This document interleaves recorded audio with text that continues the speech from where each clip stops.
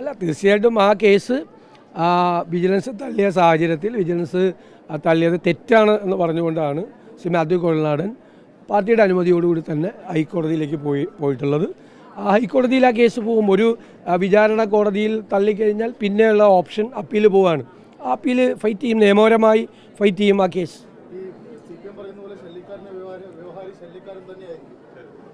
അല്ല, അദ്ദേഹം ഒരു കേസ് കൊടുത്തതിന് അദ്ദേഹത്തെ ശല്യക്കാരനായ വ്യവഹാരി എന്ന് വിളിക്കുന്നതിൻ്റെ കാര്യം എന്താ? ശല്യക്കാരനായ വ്യവഹാരി എന്ന് പറഞ്ഞാൽ നിരന്തരമായി കാണുന്നവർക്കെതിരെ എല്ലാം പരാതി കൊടുത്തുകൊണ്ടിരിക്കുന്ന ആളുകളെയാണ് പറയുന്നത്. അങ്ങനെ മാത്യു കുഴൽനാടൻ ആർക്കെതിരായിട്ടാണ് ആവശ്യമില്ലാതെ പരാതി കൊടുത്തിരിക്കുന്നത്? അദ്ദേഹം ഒരു കേസ് കൊടുത്തു, അദ്ദേഹം അദ്ദേഹം ഒരു അഭിഭാഷകൻ കൂടിയാണ്. ആ കേസിൽ കണ്ടന്റ് ഉണ്ടെന്ന് വിശ്വസിക്കുന്നു. ദൗർഭാഗ്യവശാൽ അത് വിജിലൻസ് കോടതി തള്ളിക്കഴിഞ്ഞാൽ പിന്നെ അപ്പീൽ പോകണ്ടേ? ഉറപ്പായിട്ടും. കാരണം ഞങ്ങൾ ജനങ്ങളോട് ഇത് അഴിമതിക്കാരുടെ സർക്കാരാണ്, ജനങ്ങളെ മറന്നുപോയ സർക്കാരാണ്, മുൻഗണനകളില്ലാത്ത സർക്കാരാണ്, പാവങ്ങളെ മറക്കുന്ന സർക്കാരാണ്. ഈ സർക്കാരിനോടുള്ള അതിശക്തമായ പ്രതിഷേധം അഴിമതി ഉൾപ്പെടെയുള്ള കാര്യങ്ങളിൽ ഈ തെരഞ്ഞെടുപ്പിൽ പ്രതിഫലിച്ചിട്ടുണ്ട്. ഞാൻ പറഞ്ഞല്ലോ, ഇത് 2019 തെരഞ്ഞെടുപ്പല്ല, 2024 തെരഞ്ഞെടുപ്പിലെ ബൂത്ത് തലത്തിലൊന്ന് CPM ഒന്ന് റിവ്യൂ ചെയ്താൽ ബംഗാളിലും ത്രിപുരയിലും നേരത്തെ സംഭവിച്ചത് കേരളത്തിൽ സംഭവിക്കാൻ പോകുന്നതിൻ്റെ തുടക്കമാണ് എന്ന് മനസ്സിലാവും. പാർട്ടി ഗ്രാമങ്ങളിൽ വരെയാണ് ഒഴുകിപ്പോയിരിക്കുന്നത്, ഒഴുകിപ്പോയിരിക്കുന്നത്. ഇവരെന്തെല്ലാം പ്രചരണം നടത്തി.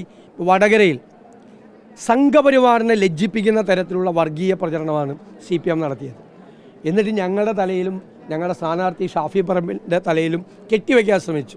ഇപ്പോൾ മനസ്സിലായില്ലേ, കാഫിർ എന്നുള്ള കള്ളപ്രചരണം നടത്തിയത് ആരാണ്? CPM തന്നെയാണ്. വ്യാജമായി ആ ഇട്ടെന്ന് പറയുന്ന യൂത്ത് ലീഗിൻ്റെ പ്രവർത്തകൻ കാസിം കൊണ്ടുപോയി പോലീസിനോട് പറഞ്ഞു, നിങ്ങൾ എൻ്റെ ഫോൺ പരിശോധിക്കുക, ഉണ്ടെങ്കിൽ എനിക്കെതിരായി കേസെടുക്കാൻ പറഞ്ഞു. ഇപ്പോൾ പോലീസ് പറഞ്ഞിരിക്കുന്നത് കാസിമിന് യാതൊരു പങ്കും അതിനകത്തില്ല. അപ്പോൾ ആരാണ്? പോരാളി ഷാജി, പിന്നെ എന്താണ് അമ്പാടി സഖാക്കൾ, പിന്നെ മുൻ MLA KK ലതിക, അവരെല്ലാമാണ് ഇതെല്ലാം പ്രചരിപ്പിച്ചത്. അവർ തന്നെ ഒരു വ്യാജ കണ്ടൻറ് ഉണ്ടാക്കി, ഒരാളുടെ പേരിൽ ഫേക്ക് ഐഡിയിൽ വ്യാജമായി കണ്ടൻറ് ഉണ്ടാക്കി അവർ തന്നെ പ്രചരിപ്പിച്ച് വർഗീയ വിഭജനം വടകരയിൽ ഉണ്ടാക്കാൻ നോക്കി. ഞാൻ പറയാം, സംഘപരിവാർ നാണിച്ചു പോകും ഈ CPMൻ്റെ മുമ്പിൽ.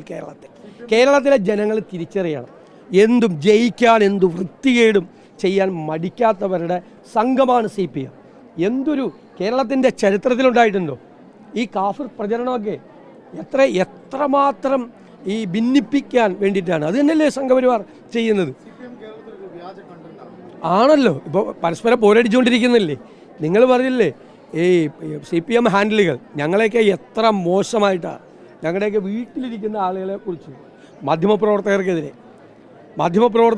വനിതാ മാധ്യമപ്രവർത്തകർക്കെതിരെ, രാഷ്ട്രീയ നേതാക്കൾക്കെതിരെ അപകീർത്തികരമായ പ്രചരണം നടത്തിയിരുന്ന CPM ഹാൻഡിലുകളെല്ലാം ഇപ്പോൾ പീരങ്കി തിരിച്ചു വച്ചിരിക്കുന്ന എങ്ങോട്ടാ?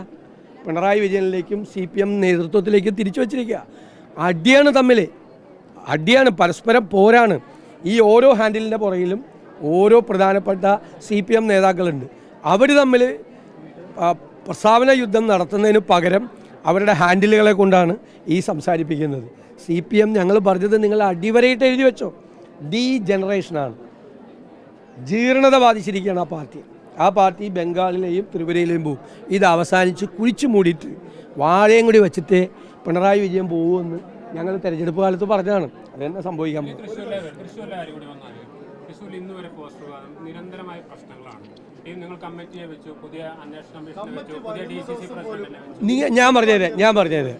ഞാൻ പറഞ്ഞുതരാം നിങ്ങൾ എന്തിനാണ് ഈ വല്ലവരും കൊണ്ട് പോസ്റ്റ് ഒട്ടിക്കുമ്പോൾ എടുക്കാൻ പോണ രാവിലെ?